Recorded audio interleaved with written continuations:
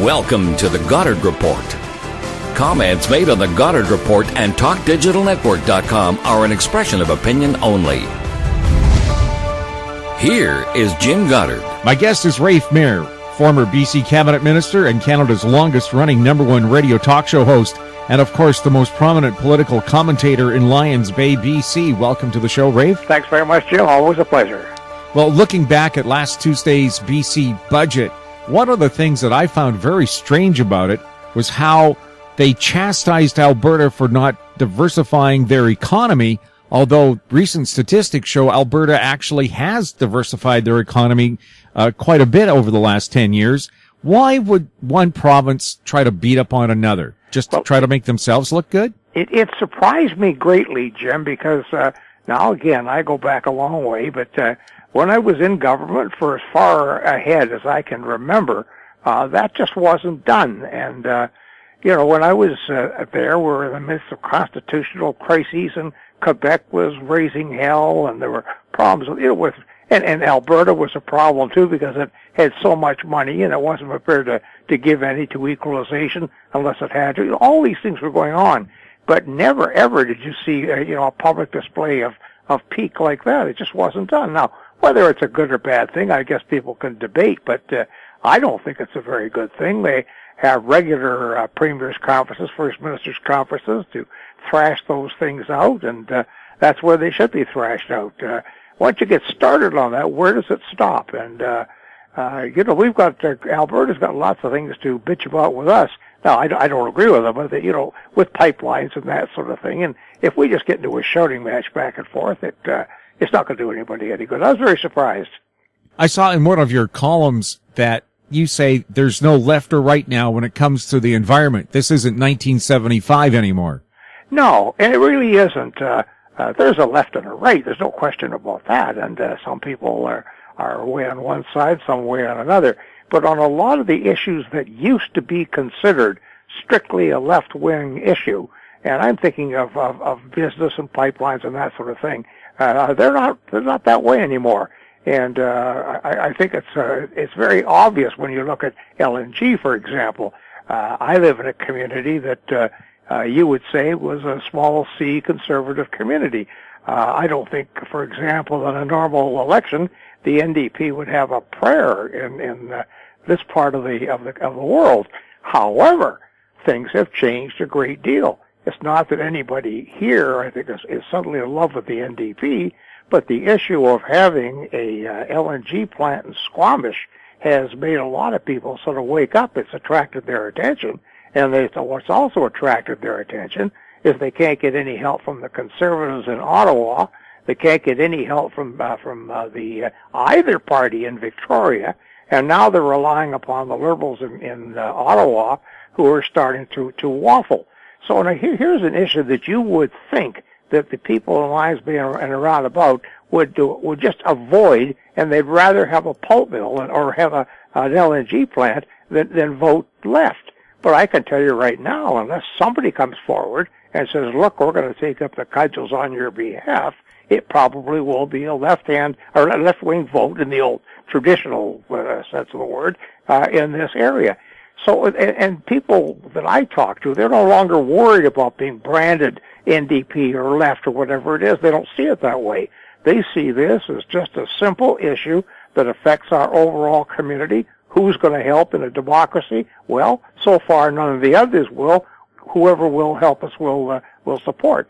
So I think this goes through a lot of other things. I don't think that business has got the same cachet anymore with the public, and it's just a lot of things have changed. I think, Jim, and I suppose the social network has done a hell of a lot to do with that. Because people are talking every day on Twitter and Facebook and so on, where they weren't corresponding with one another before. But they're now talking about issues, and you don't see that rhetoric coming out, that sort of, the stuff that you used to see about these issues. It's coming out from people just talking about them in plain, ordinary, everyday terms and being pissed off at something and saying so without being afraid that somebody's going to say, oh, you're a lefty, you're a commie, or this, that, or the other thing. that just doesn't seem to stick anymore. Some issues, of course, still will, but not on the environment. What about this $100 million special fund to promote LNG, even though there is no LNG to promote right now? Isn't that a wonderful idea? Let's take $100 million we don't have and put it in a fund that's not going to ever go anywhere in order to satisfy or actually to save face for the Premier and for Gumshoe, who have been talking about this thing for so many years, and it's all rubbish. You know what's happened here, Jim? It's astonishing to me because I don't think I've ever seen this before, and I don't imagine very many older people have seen this before. We now have a government that is completely out of control. No matter what they say, you can't possibly believe them. But when you look back at this LNG issue, they were being warned 5 or 6 years ago by well-known economists and so on. Don't go down that path. This has got a lot of problems. You haven't got any markets. There's a glut of natural gas. The environmental problems that we don't know about are coming to the surface. I wouldn't go down that road. And of course, Clark and what's his name, Coleman, have just kept on going around the world, talking to people about putting LNG plants in. And every time they do it, out comes more news that there is less and less of a market. And what market there is finding supply closer and closer to home. I mean, for example, it's a hell of a lot closer from Russia to China than it is from Vancouver or Prince Rupert to China. It's just plain and simply that. So all this has been going on, and they made commitments such as this prosperity fund that are very embarrassing to them. And when you're a politician, it's one thing to sort of promise in the sort of out in the atmosphere there that one of these days we're going to have this, that, and the other thing. It's quite another thing to say we're going to start a prosperity fund. It's going to have $1 trillion or $1 billion or whatever it is in it, and it's going to start soon. And the first plant's going to come in 2015, and then there'll be scads of them all over the place. We'll be rolling in dough. All our debts will be paid off. Blah blah blah blah blah. If you make those kind of promises, people are likely to remember them. So now here we come a year from an election, and Christie has got to be saying, what the hell do I do now? I've got this offer out there. Now, a wise person would say, well, first of all, Christie, you shouldn't have made that. It was pretty stupid. However, you've done it, and what you do now is keep your mouth shut. Just walk away and smile and say, well, when things get better, we'll talk about that. But to come out and say, here is a prosperity fund, when this province is anything but prosperous, it needs $100 million in so many places, is absolutely preposterous. And I want to just finish quickly with this, Jim. I say the province is not prosperous. They love it. Christie loves to say they are, and some other people who don't know what they're talking about like to say they are. The fact of the matter is, if you look at the overall province and you include in there BC Hydro, this province is in terrible shape. BC Hydro alone is a problem that, I just thank to God I'm nowhere near government. I wouldn't want to try to tackle that.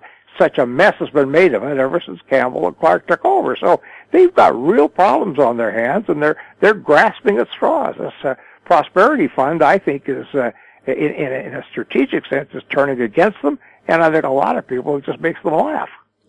Well, some other people might call it a slush fund. Well, I don't know what it is, but obviously it's not for real. It's not there. It sort of reminds me in a way, you're not supposed to talk nastily about him now all these years later, but it reminds me a little bit in a way of W.A.C. Bennett in his heyday. He had these magic funds all over the place, and he was very famous for offloading debt and having it contingent liabilities instead of debt of the province. And then they got all the mortgages and everything that BC owed, and put them a great big barge in Lake Okanagan, come one and come all, television cameras. Going to set right in the middle of the regatta. Going to set fire to that. That's going to be the end of BC's debt. He fired the arrow and missed the damn thing. A policeman had to light it with a lighter. But I mean, this is the kind of thing that I equate to this prosperity fund. The only thing is, it's a long time since W.A.C. Bennett's days, and a lot of things have happened, and people aren't being fooled by this anymore. Well, Alberta's prosperity fund turned out to be nothing but shadows and mirrors. Oh, I remember that so well, because when they supposedly had all that money, particularly the federal government used to say all the time, well, look, in those days, Nova Scotia and Newfoundland didn't have any oil, any petroleum at all. And they would say, look, we're all Canadians together. If you've got all that money that you've made out of resources, how about sharing a little bit with it of it? Not a chance. They won't have any part of it. Well, what goes around comes around, doesn't it, in this world, Jim? And now we have Alberta in the position where back in the 70s or 80s, they'd be applying for equalization money. We'll have more with Rafe Mair right after the break. Unbelievable harmony, spectacular performance, the ultimate tribute to the Everly Brothers and Simon and Garfunkel. Bird Dog and the Vintage Electric Band coming to Fort Langley, Mission, White Rock, West Vancouver. Buy online and save at ontourtickets.com. In Goddard we trust. Welcome back. We're speaking with Rafe Mair. Rafe, going back to the BC budget, there was some mention they might do something with the provincial sales tax. Any hint on whether they plan to hike it, lower it, do something with it? Well, they're going to have to do something to get cash, Jim. They've got so many commitments that they've made and so many commitments that they should make. And I'm talking about, homeless people, mental health, that sort of thing. They're going to have to find cash. Now, in the past, the sales tax has always been the way it's been done. Well, that, of course, and more sin taxes on booze and cigarettes and so on. I think it's a deadly thing to do politically coming up this time, but I'm not so sure they're not going to be forced to do it, Jim. This is one of the problems, and you know in your own life, if you go around and boast to all your friends how well you're doing and how everything is just fine, don't have a worry in the world, and if they look behind the shadows, they say, oh my God, the guy's kids' clothes are all tattered, they have got food on the table and all the rest of it. The truth is pretty easy to find. And that's the same thing here, that people know that what she's saying about this huge prosperity is not there. And this means she's going to have to find a source of income, and people are not going to be, I don't think, nearly as ready to accept this as they were in days gone by. And with an election coming up next year, she's got a big problem in trying to raise money, but that is the easiest way to get it, not the fairest, because it charges the rich and the poor in the middle the same amount, and it's not graduated, and so it's unfair in that way. But it's simple, you just jack it up a couple of points, you know how much money you're going to get in, and Bob's your uncle. So to answer your question, I think there's a very real possibility she will do it, and I think there's an even bigger possibility that will be a terrible political issue. Well, take a look what happened with the TransLink referendum, where they wanted to add 0.5% to the sales tax to pay for transit improvements. People resoundingly voted no to that. Well, of course, I think people always will vote against any kind of a tax if they've got the direct opportunity to do it. But this is a little more subtle because there are more issues than just that in the big referendum in 2017. But you're right. I mean, people are in no mood to pay any more money for anything. And that's one of the problems that Christie's got.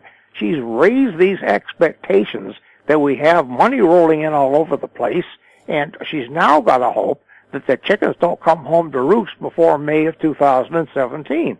And with BC Hydro and things like that, they just could. I get back to BC Hydro because I've spent a lot of time on that in the last 5 or 6 years. And these independent power producers are bleeding BC Hydro dry. They've got BC Hydro in terrible position. And that's got to stop. You cannot go on losing $1 billion here, $1 billion there without sooner or later having to face the music.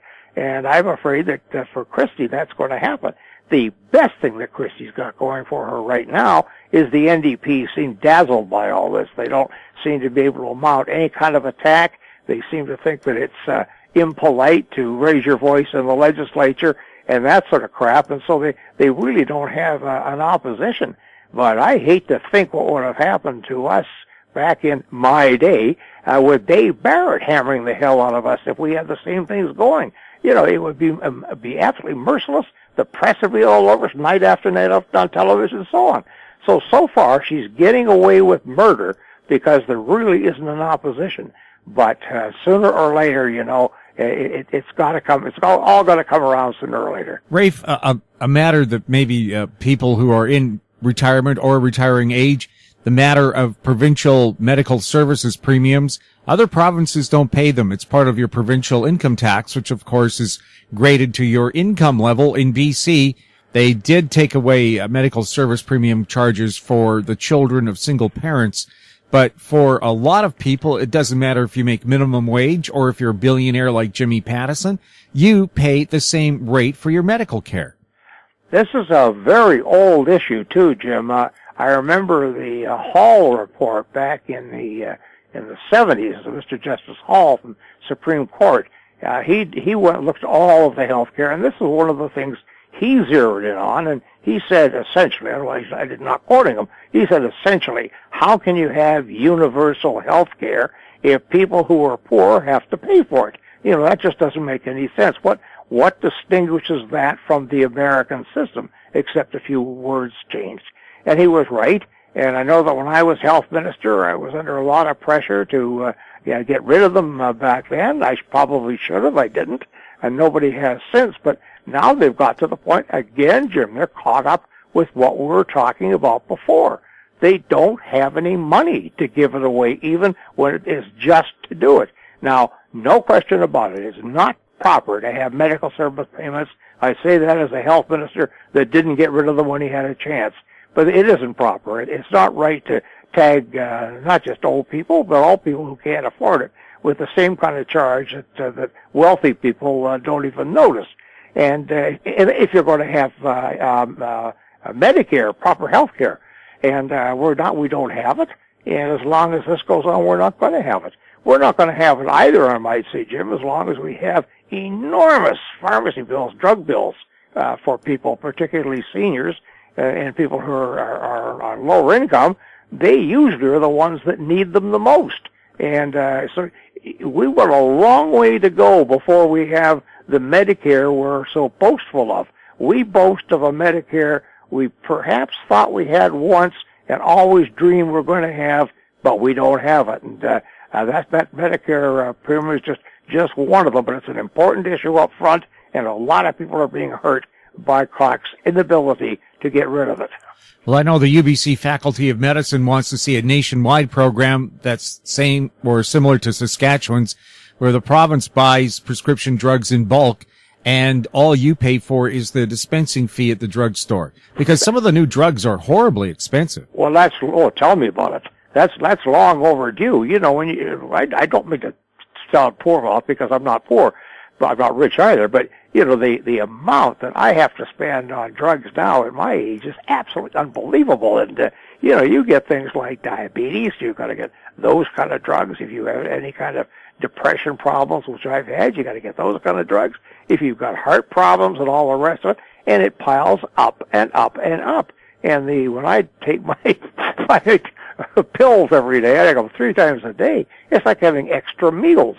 Now, they all add up to an enormous amount of money, and that's sort of hidden in a lot of people's minds from the cost of Medicare. They say, oh, our hospitals are paid for, our doctors are paid for, we're on easy street. The real cost of getting old and getting sick is not borne by the Medicare plan, and that plain and simply is that. And it's not right. And Rafe, before we sign off here, Sunday, a special day for people who want to support the Sea Shepherd Society. And how about supporting your own environment? Get out there and clean up a beach. Absolutely. And it's Vanier Park. It's on a beach. Sea Shepherd, I'd like to very quickly say, it's got a local flavor to it. Paul Watson was here for a long time. He started out with Greenpeace here many, many, many years ago, and he left because he was more of an activist. He's turned Sea Shepherd into a worldwide organization that governments are now cooperating with, and he's cooperating with them to try to save sea animals, mammals, and so on. And now he's coming back, and he's giving a little back to our country. This is the second time he's come up to, or not, he's out of it now, but in the Sea Shepherd. And I think we should support him. It doesn't cost a nickel, and we've got a lot of cleaning up to do around our beaches. Here's a good way to do it. Rafe, thanks a lot for chatting with us. My pleasure, Jim, always. Bye-bye. Bye-bye. My guest has been Rafe Mair, former BC Cabinet Minister and Canada's longest-running #1 radio talk show host. Check out his website, rafeonline.com. You're listening to The Goddard Report on TalkDigitalNetwork.com. Find us on Twitter at TalkDigitalNet. Our popular YouTube channel is Talk Digital Network. Comments about the show can be emailed to info@howstreet.com. I'm Jim Goddard. Thanks for listening. Comments made on The Goddard Report and TalkDigitalNetwork.com are an expression of opinion only. The Goddard Report is available online and mobile at TalkDigitalNetwork.com. The Goddard Report is a production of Howe Street Media Incorporated.